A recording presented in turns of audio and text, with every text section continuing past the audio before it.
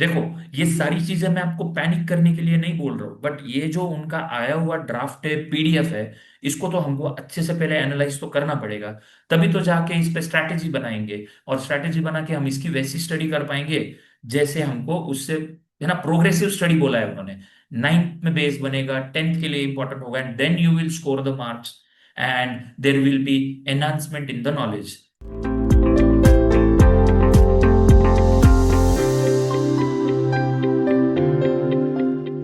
Hello student, welcome to Prashant Bhandari's classes. तो हम आज बहुत ही इम्पोर्टेंट वीडियो लेके आए हैं क्लास नाइन्थ और क्लास टेंथ के लिए। तो इम्पोर्टेंट वीडियो ये है कि जो सीबीएसई ने पिछले वीक में जो सर्कुलर रिलीज किया था, उसमें नाइन्थ और टेंथ एनसीईआरटी में बहुत बड़े चेंजेस किए हैं। तो वो जो बहुत बड़े चेंजेस है, हम वो आज डिस्कस करने वाले हैं। And we are going to discuss the entire the draft which CBSE has given. की कंसेप्ट किस पे फोकस करने वाले हैं? The science syllabus of grades 9 and 10 is presented in tabulated form with 3 columns. तो देखो, ये आपका प्रूफ है। ये क्या है? आपका प्रूफ है किस चीज का? कि सिर्फ नाइन्थ का नहीं, टेंथ का भी सिलेबस बदलने वाला है। The science syllabus of grade 9 and 10 is presented in tabulated form. इसका मतलब ये जो इनका इंट्रोडक्टरी पेज है, इनके ड्राफ्ट का, इस इंट्रोडक्टरी पेज में आप अगर ध्यान दो, तो उन्होंने इंट्रोडक्टरी पेज में ग्रेड 9 और 10 को टैबुलेटेड फॉर्म में सिलेबस दिया है, ऐसे उन्होंने बोला है। इसका मतलब अभी नाइन्थ का ड्राफ्ट रिलीज किया है, तो टेंथ के ड्राफ्ट में भी साइंस का सिलेबस आपको चेंज होते हुए नजर आएगा, एसएसटी का भी, एंड मैथ्स ऑल्सो। साइंस के साथ स्टार्ट करते हैं हम। जो ग्रेड 9 का है, वो क्या चेंजेस हुए हैं, क्या ऐड हुआ है, उसके बारे में देख लेते हैं। और जो पहले था वो तो इसमें आपको दिख ही जाएगा। तो जैसे कि सेल चैप्टर पहले था, तो एंटायर सेल चैप्टर आपको यहाँ पे देखने को मिलेगा। डिस्कवरी ऑफ सेल था, है ना, सेल का पूरा स्ट्रक्चर और फंक्शनल यूनिट, उसको क्यों बोलते हैं, chloroplast, endoplasmic reticulum, vacuoles, plasma membrane, ये सारे टॉपिक्स पहले भी थे। ठीक है, सेलुलर डिवीजन था, मियोसिस, माइटोसिस था, तो ये पूरा पहले भी था। क्या ऐड हुआ है? तो you will see this, the highlighted part जो मैंने किया है ना, आपको समझाने के लिए। Recent advancement in cell biology. तो सेल बायोलॉजी में जो रिसेंट एडवांसमेंट हुआ है, जैसे कि बायोटेक्नोलॉजी में और सेल थेरेपी वगैरह, तो वो वाले टॉपिक्स इसमें ऐड कर लिए हैं। ठीक है, तो थोड़ा सा लेवल ऊपरी स्तर पे रखा हुआ है, ये आपको ध्यान रखना है। ठीक है। द सेकेंड पार्ट जो टेंथ में था, वो अभी उन्होंने यहाँ पे नाइन्थ में ले लिया है, रिप्रोडक्शन का चैप्टर। 13 पीरियड्स दिए हैं उसको। नंबर ऑफ पीरियड्स आपको ज्यादा कुछ उस पर फोकस नहीं करना है, बट आपको ये फोकस करना है कि रिप्रोडक्शन चैप्टर पहले टेंथ में हुआ करता था, वो अभी उन्होंने नाइन्थ में ले लिया है। डाइवर्सिटी चैप्टर, ये ओल्ड सिलेबस में नाइन्थ में था, ओल्ड सिलेबस में। तो पिछले 2-3 सालों से इसको हटा दिया था डाइवर्सिटी, लेकिन अब फिर से डाइवर्सिटी ऐड किया गया है, जो कि बायोलॉजी का बहुत ही कोर टॉपिक होता है। ये अब इलेवेंथ के एंगल से बहुत ही कोर टॉपिक हुआ करता है। तो ये वाला टॉपिक उन्होंने बीच में डिलीट किया था, उसको फिर से ऐड कर लिया है।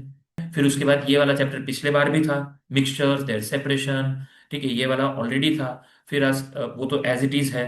फिर आपके पास जो है दिस एटॉमिक स्ट्रक्चर वाला चैप्टर, वो भी पहले ही था, पूरा बोर्स एटॉमिक मॉडल से लेके थॉमसन वगैरह, एवरीथिंग इट्स ऑलरेडी, वो तो एज इट इज रहेगा।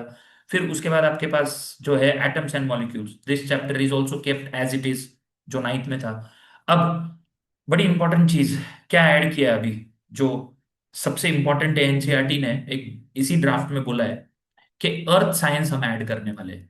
तो along with physics, chemistry and bio, आपका earth as a system, energy, matter, solar energy, उसके रेडिएशन, इलेक्ट्रोमैग्नेटिज्म, और अर्थ साइंस के बारे में पूरा, ये एक पूरा चैप्टर ऐड किया, बड़ा चैप्टर रहने वाला है। At the same time physics से ग्रेविटेशन वाला चैप्टर हटा दिया है।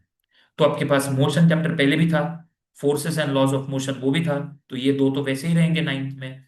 एडिशनली वर्क एनर्जी के साथ ये वाला ऐड किया है, सिंपल मशीन्स, जो कि इलेवेंथ के फिजिक्स के लिए आपको बहुत काम आने वाला है, ये इलेवेंथ का इसमें ऐड किया हुआ है। Right, so this is going to be something very different. Pulley और लीवर मैकेनिज्म वगैरह और छोटे छोटे सिंपल से न्यूमेरिकल्स उसमें ऐड किए हुए हैं। ठीक है, तो ये एक बिल्कुल ही नया कॉन्सेप्ट होने वाला है, जैसे कि आप समझ लो कि मैकेनिकल इंजीनियरिंग का बेसिक है ये। ठीक है, जो क्लास 11th में भी होता है। ठीक है। फिर उसके बाद साउंड चैप्टर पहले भी था, एंटायर चैप्टर कंप्लीट चैप्टर है, इको तक वगैरह सब कुछ है, साउंड के प्रॉपर्टीज वगैरह एवरीथिंग। फटाफट आगे बढ़ जाते हैं, मैथमेटिक्स पे आते हैं। मैथमेटिक्स पे भी दो मेजर चेंजेस है। देखो कोऑर्डिनेट ज्योमेट्री में टेंथ का छोटा सा छोटे छोटे दो टॉपिक बढ़ गए, distance formula and mid point formula. ऐसे दो टॉपिक टेंथ के बढ़ा दिए इसमें। और पॉलिनोमियल्स में थोड़ा टेंथ का जो है ये relationship, linear relationship and visualising the linear relationship, ये टॉपिक ऐड किया है। ठीक है। उसके बाद टेंथ का बड़ा इंपॉर्टेंट टॉपिक ऐड किया है, वो है एपी, अर्थमेटिक प्रोग्रेशन। ठीक है। लाइंस एंगल्स पहले भी था, यूक्लिड ज्योमेट्री था, वो सब था। अब ध्यान से सुनना ये वाला एपी, पूरा टेंथ का टॉपिक जो कि ऑलरेडी पढ़ा था। और जीपी, जिसको हम ज्योमेट्रिक प्रोग्रेशन बोलते हैं, ये 11th का टॉपिक है, वो भी इसमें ऐड किया है। तो जीपी और उसके एप्लीकेशंस भी लिए, इसका मतलब वहां पे वर्ड प्रॉब्लम्स भी होंगे। एपी के भी एप्लीकेशन, तो एपी के भी वर्ड प्रॉब्लम्स होंगे जो कि टेंथ का था। अब टेंथ और 11th मिला के एक ही चैप्टर डाला है, which is called as sequence and progressions. देखो, ये सारी चीजें मैं आपको पैनिक करने के लिए नहीं बोल रहा हूँ, बट ये जो उनका आया हुआ ड्राफ्ट है, पीडीएफ है, इसको तो हमको अच्छे से पहले एनालाइज तो करना पड़ेगा। तभी तो जाके इस पे स्ट्रैटेजी बनाएंगे, और स्ट्रैटेजी बना के हम इसकी वैसी स्टडी कर पाएंगे जैसे हमको उससे, है ना, प्रोग्रेसिव स्टडी बोला है उन्होंने। नाइन्थ में बेस बनेगा, टेंथ के लिए इंपॉर्टेंट होगा, and then you will score the marks, and there will be enhancement in the knowledge, है ना। फिर उसके बाद ट्राइंगल चैप्टर तो पहले भी था, अभी वो टेस्ट वगैरह थोड़े से ऐड कर लिए हैं, जो टेंथ के थे वो नाइन्थ में भी ला दिए थोड़े से। मेंसुरेशन चैप्टर था, वॉल्यूम एंड सरफेस एरिया में ये चीजें ऐड कर दी है टेंथ की। एरिया ऑफ सेक्टर टेंथ में था, एरिया ऑफ सर्कल का डेरिवेशन टेंथ में था, ब्रह्मगुप्ता का फॉर्मूला ऐड कर लिया है, और हेरॉन्स फॉर्मूला नाइन्थ में तो था ही। ठीक है। अलजेब्रिक एक्सप्रेशन पहले ही था, फैक्टराइजेशन वगैरह था, क्वाड्रिलैटरल था, एवरीथिंग इज सेम हियर। फिर सर्कल में पूरा का पूरा नाइन्थ का जैसा था वैसा ही है। ठीक है। तो अब हम ये देख पा रहे हैं कि टेंथ का कौन सा चैप्टर ऐड किया। अभी तक मैंने क्या बोला, देखो, एपी ऐड किया, जीपी ऐड किया 11th का। ठीक है। फिर ना कोऑर्डिनेट ज्योमेट्री में थोड़ा सा ऐड कर लिया, mid point formula and distance formula. ठीक है। Linear equation in two variable, जो नाइन्थ में तो सिर्फ इंट्रोडक्शन था, इसका सिर्फ इंट्रोडक्शन था, वो पूरा ले लिया। स्लोप इंटरसेप्ट फॉर्म अभी ऊपर देखा ना हमने, y equal to a x plus b, slope intercept form. Yes. तो वो यहाँ पे आएगा इक्वेशन इन टू वेरिएबल में, जब इक्वेशन की लाइन बनेगी, उसके ग्राफ्स ड्रॉ करेंगे, उसके ग्राफिकल मेथड देखेंगे, नेचर ऑफ सॉल्यूशन वगैरह, अलजेब्रिक मेथड, सब कुछ टेंथ वाला इसमें आ गया है लीनियर इक्वेशंस में। ठीक है। वॉल्यूम सरफेस एरिया जैसा था वैसा ही है। ठीक है। स्टैटिस्टिक्स जो था वही है नाइन्थ का, and probability also same. So your maths is going to be little heavy. आपको इसके लिए स्टडी करने के लिए सिर्फ एनसीईआरटी के एक्सरसाइज पे रिलाई नहीं करना है। एनसीईआरटी एक्सरसाइज अभी सिर्फ उतनी नहीं चलेगी, करना तो है बट उतना नहीं चलेगा। दूसरा, it is not going to be very easy. आपको जो कॉम्पिटेंसी बेस्ड क्वेश्चंस है उसके ऊपर फोकस करना पड़ेगा, आपको प्रीवियस ईयर क्वेश्चंस पे फोकस करना पड़ेगा। कॉम्पिटेंसी बेस्ड क्वेश्चंस के लिए आपको बहुत सारे एग्जाम्पलर एग्जाम्पल सॉल्व करने पड़ते हैं। एग्जाम्पलर की एक एनसीईआरटी की टेक्स्ट बुक होती है। ठीक है। उसमें स्लाइटली थोड़े हेवी हेवी लेवल के थोड़े से क्वेश्चंस होते हैं, थोड़े से एडवांस लेवल के क्वेश्चंस होते हैं, वो आपको सॉल्व करने पड़ेंगे, तो ये हो जाता है। ठीक है। अभी हम आते हैं लास्ट टॉपिक पे, जो एसएसटी है। मोस्ट ऑफ द स्टूडेंट्स का थियोरेटिकल एसएसटी से जो डर रहता है, वो एक्चुअली थोड़ा सा बढ़ने वाला है। एक्चुअली बढ़ने वाला है क्योंकि बहुत ड्रास्टिक चेंज किया है। जैसे कि अंडरस्टैंडिंग सोशल साइंस, जो कि थोड़ा सा इजी है क्योंकि इंट्रोडक्टरी वाला है हिस्ट्री में। पहली बात तो नाइन्थ के लिए मैं बता दूं 16 चैप्टर्स है, और टेंथ के लिए भी 16 चैप्टर्स है। ये तो क्लियर कर दिया है एनसीईआरटी ने कि भाई नाइन्थ के लिए 16 चैप्टर होंगे, टेंथ के लिए एसएसटी में 16 चैप्टर होंगे। ठीक है। इंडियन पर्सपेक्टिव से सोशल साइंस को देखा गया है ज्यादा। तो याद करो, हमारे पास फ्रेंच रिवॉल्यूशन, रशियन रिवॉल्यूशन, ये वाली चीजें बहुत कम कर दी है उन्होंने। ठीक है। तो कम कर दिए मतलब ये है ही नहीं इसमें। तो आप देखो क्या है अभी, shaping of the earth surface geography में, टेक्टोनिक प्लेट्स के मूवमेंट, ये वाला ऐड कर दिया है। ग्लेशियर वगैरह, रिवर वगैरह तो पहले भी था थोड़ा सा। ठीक है। लेकिन वो और थोड़ा सा बढ़ा दिया है उसके बारे में, लैंड फॉर्म्स के बारे में पहले भी था, तो उसी को थोड़ा एक्सटेंड कर दिया है। दूसरा, क्लाइमेट चैप्टर आपको पहले भी था। ठीक है। लेकिन वो ज्यादा टेंथ में था, वो अभी नाइन्थ में लाया है उन्होंने। एक टॉपिक छोटा सा उन्होंने बढ़ा दिया है, कार्बन फुटप्रिंट्स। ठीक है। तो वो छोटा सा एक टॉपिक है जो बढ़ा दिया है, जिसमें हम क्लाइमेट चेंज के बारे में आजकल पढ़ते रहते हैं, तो उसके बारे में इसमें आया कि क्लाइमेट चेंज कितना हम पे इम्पैक्ट डालता है। दूसरा, ये बड़ा इंपॉर्टेंट चैप्टर है, अर्ली ह्यूमन सिविलाइजेशन। तो जिसमें हमारे ह्यूमन एंसिस्टर, आर्कियोलॉजिकल सर्वे, है ना, palaeolithic age, mesolithic age, neolithic age, जो कि आपने शायद सिक्स्थ और सेवेंथ में थोड़ा सा पढ़ा होगा। अब उसका पूरा डिटेल्स आएगा। हड़प्पन सिविलाइजेशन, है ना, मोहनजोदारो, हड़प्पन, ये सिविलाइजेशन हमने जो सिक्स सेवन में पढ़ा था उसका डिटेलिंग आएगा। वो लोग कैसा डोमेस्टिकेशन करते थे वगैरह वगैरह। और चाइनीज सिविलाइजेशन ऐड किया है, जो कि थोड़ा डिफिकल्ट स्लाइटली हो सकता है। वैदिक एज, जिसमें ज्योग्राफी, टेक्स्ट, सोशल ऑर्डर कैसी होती थी इंडिया में, है ना, और जो एंशियंट नॉलेज वगैरह जो है, तो मैंने बोला ना इंडियन नॉलेज सिस्टम, तो वो वाला इसमें भी, इसमें थोड़ा सा उन्होंने उसका इसेंस डाल दिया है। डेमोक्रेसी पहले भी था, टेंथ में ज्यादा था। चैलेंजेस वगैरह जो है, challenges to democracy and democratic system, ये पूरा टेंथ में था पहले, अब ये पूरा नाइन्थ में आ गया है। सो this is also the big change. तो आपको डेमोक्रेसी के बारे में पढ़ना है। इलेक्शंस का पूरा चैप्टर टेंथ में हुआ करता था, इलेक्टोरल सिस्टम, पॉलिटिकल सिस्टम, ये अब पूरा नाइन्थ में आ गया। ये इकोनॉमिक्स की बात कर लेते हैं, ये पहले भी था, ठीक है, इकोनॉमिक सिस्टम के बारे में था। इंडियन वेलफेयर इकोनॉमी कैसे, वेलफेयर के बारे में था। तो ये बेसिक सी चीजें हैं इकोनॉमिक्स के बारे में। वो रियल वर्ल्ड से कनेक्ट करेंगे इकोनॉमिक्स के बारे में, तो वो आ जाएगा, जैसे कि हमारा फाइनेंशियल प्लानिंग वगैरह, वो वाली चीजें आ जाएगी। ओशंस एंड लाइफ फिर से आया है इसमें, जिसमें वो ओशन के बारे में करेंगे, ये थोड़ा सा नया है। साइक्लोन सुनामी के बारे में छोटा छोटा टॉपिक हुआ करता था, जो अभी इसमें अर्ली वार्निंग और नेविगेशन और वो सारी सिस्टम इसमें बताएंगे, तो वो बढ़ गया है। लाइफ ऑन अर्थ में फिर से biomes, forest and wild life का कंजर्वेशन, जो छोटे छोटे टॉपिक में था, वो अभी एक पूरा चैप्टर बन गया है, ठीक है। उसके बाद एक नया, पूरा नया, जो आपको सिस्टम पहले पढ़ाया गया था फिफ्थ टू लेके सेवन तक, मान लो, फोर्ट्स के बारे में, फोर्टिफिकेशंस के बारे में, भक्ति ट्रेडिशन के बारे में। फिर रोमन एम्पायर आया, जो नहीं था पहले आपको। ग्रीक और रोम का बिल्कुल भी नहीं था, वो भी आ गया इसमें। और इंडियन नॉलेज सिस्टम में medicine, mathematics, astronomy, medicine, medicine दो बार हुआ, हाँ, रिलीजन वगैरह। तो ये वाली चीजें आएगी, जिसमें हमारे प्रोमिनेंट साइंटिस्ट, हमारे पुराने जो साइंटिस्ट है, वो इंडियन रूट से कैसे जुड़े हुए हैं। Then roots of authority in Kautilya and Shukra Niti दंड। तो ये जो है कि कौटिल्य का अर्थशास्त्र है, और जैसे कैसे हमारे इंडियन रूट से इंडियन सिस्टम जुड़ी हुई है, वो वाला इसमें बहुत ऐड किया है। आप देख सकते हो कि even see in the economics part now, what is entrepreneurship, यानी बिजनेस, बिजनेस के केस स्टडीज, प्रैक्टिकल चीजें आई है। एमएसएमई, एमएसएमई का मतलब होता है माइक्रो एंड स्मॉल बिजनेसेस, ठीक है। तो micro and small medium enterprises, तो ये जो छोटे छोटे बिजनेसेस है, ये कैसे ग्रो होते हैं इकोनॉमिक सेक्टर में, है ना। और फिर अकाउंटिंग, अकाउंट्स के रिलेटेड बेसिक कॉन्सेप्ट्स है, बेसिक अकाउंटिंग कॉन्सेप्ट्स, यानी कि मैथ्स नहीं करना है, बट अकाउंट्स कैसे चलता है, इकोनॉमी कैसे होती है, तो आप सोच सकते हो कि ये चीजें बढ़ गई है। फाइनेंस को कैसे मैनेज करते हैं, सिंपल इंटरेस्ट, कंपाउंड इंटरेस्ट, देखो ये इकोनॉमिक्स में डाल रहे हैं। इन्फ्लेशन, यानी सिंपल भाषा में महंगाई, तो वो कैसे बढ़ रहा है ना। इंश्योरेंस क्या होता है, पर्सनल इनकम टैक्स क्या होता है, ये वाली चीजें जो प्रैक्टिकल है ना। अब सोचो आपको फायदा नहीं होगा क्या इस चीज का, होगा, बिल्कुल होगा।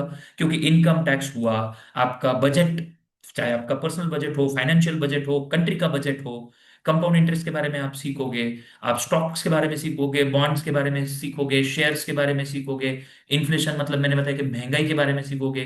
तो this is going to be the smart way by which you can manage the finance. तो एक तरीके से देखा जाए, तो कॉम्पिटेंसी बेस्ड में इन्होंने जो प्रैक्टिकल अप्रोच डाला है, वो तो अच्छा है ही, बट सबसे इंपॉर्टेंट चीज कि इसका टीचिंग भी बहुत चैलेंजिंग होने वाला है हर एक टीचर के लिए, है ना। जैसे कि मैंने बोला कि I am going to bring each and every lecture for the individual chapters of SST. तो आपका एसएसटी में बहुत इजी करके देने वाला हूँ, साथ ही साथ मैथ साइंस की भी तो लेक्चर्स हम लाने ही वाले। एक इंपॉर्टेंट चीज ये वाली, all text book content including text, side boxes, images and maps can be assessed. यानी एग्जाम में असेसमेंट को पूरा टेक्स्ट बुक का कंटेंट, टेक्स्ट भी, साइड बॉक्सेस भी, इमेजेस भी और मैप्स को असेस किया जाएगा, सिर्फ कोटेशन छोड़ के, एक्सेप्ट द कोटेशंस। तो देखो ये एनसीईआरटी ने क्लियर क्लियर भैया भी बता दिया है। आपका जो डाउट था कि सर ये बॉक्स में का आएगा क्या, सोर्स वाले बॉक्स में का आएगा क्या, है ना, रेड बॉक्स का आएगा क्या, ब्लू बॉक्स में का आएगा क्या, सब आएगा भाई। Everything can be assessed, right. And the text book will be available till the they have said कि ये शायद से 2 वीक के बाद आ जाएगा। मेरे हिसाब से ये मार्च एंड तक तो आ जाने चाहिए, नाइन्थ के। टेंथ को थोड़ा अप्रैल मिड तक जा सकता है। सो this is official syllabus and that's it. तो मुझे लगता है कि आपके लिए ये बहुत इंफॉर्मेटिव वीडियो होगा। तो फिर नाइन्थ के लिए क्या स्ट्रैटेजी होनी चाहिए, टेंथ के लिए क्या स्ट्रैटेजी होनी चाहिए, how you will be able to tackle all this syllabus, कौन से बुक्स यूज करने चाहिए, कैसे पढ़ाई करनी चाहिए, रेफरेंसेस कौन से यूज करने चाहिए, कौन से नहीं करने चाहिए, उस पे भी एक इंफॉर्मेटिव वीडियो लेके आऊंगा। So stay tune till the next video. Thank you.